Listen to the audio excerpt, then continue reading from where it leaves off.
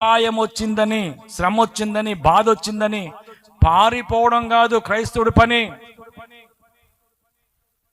నెహెమ్యా ఏమంటాడు? నా వంటి వాడు పారిపోవచ్చునా?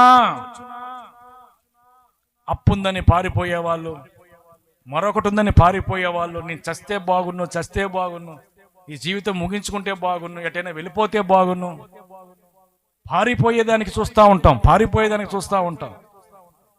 ప్రభు అంటున్నాడు, నిలబడు. ఫస్ట్ అపాయం కలిగింది కదా, శ్రమ వచ్చింది కదా, బాధ వచ్చింది కదా, ఫస్ట్ నిలబడు.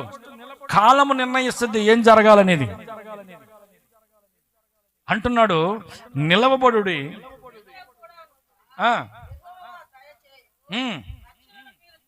చూసారా, నువ్వు నిలబడితే ఆయన మీ మధ్య ఉన్నాడు గనక నిన్ను ఆయన రక్షిస్తాడు. ఆ రక్షణ నీ కల్లారా నువ్వు చూడాలంటే ఎలాగ ఉండాలి? నువ్వు ఫస్ట్ నువ్వు నిలబడాలా. నీ మానసిక స్థితి నీ కంట్రోల్లో ఉండాలా. అది ఏ బాధ అయినా, ఏ వ్యాధినైనా సరే దాన్ని చూసి మనము పిరికి వారి వలె పారిపోకూడదు. సంగమా, అప్పు పెరిగిపోయిందా, శ్రమ పెరిగిపోయిందా, బాధలు పెరిగిపోయినాయా? ప్రభు అంటున్నాడు, మొదటగా నీవు నిలబడు.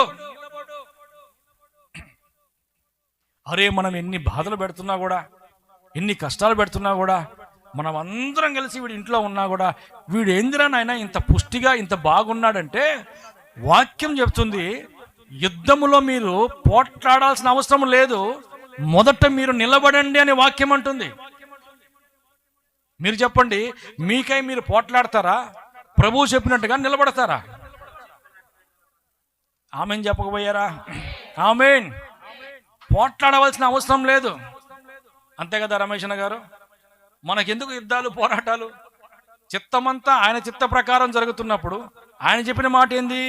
అపాయము మీకు కలిగిందని మీరు భయపడాల్సిన అవసరం లేదు, మీరు నిలబడండి.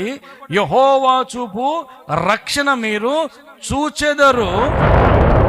భయపడబాకండి, జడియబాకు. అదిగో నేను నీ మధ్యన ఉన్నాను. గట్టిగా చప్పట్లు కొట్టి ప్రభు నామాన్ని మహిమపరచు. భయం అనేది యేసు నామములో తొలగిపోవాలని మనసులో నుండి. అయిపోయాము, ఇంకా కాదు, ఇంకా రాదు, ఇంకా లేదు, నాశనం అయిపోయాము, ఇంకా లేదు అనే మాటలు కాదు సంగమా. యెహోవా చూపు రక్షణ కొరకు నువ్వు నిలబడాలి. ఆమేన్. ఎందుకో తెలుసా?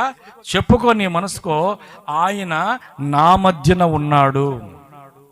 ఎక్కడున్నాడు? ఎస్, నా మధ్యన ఉన్నాడు.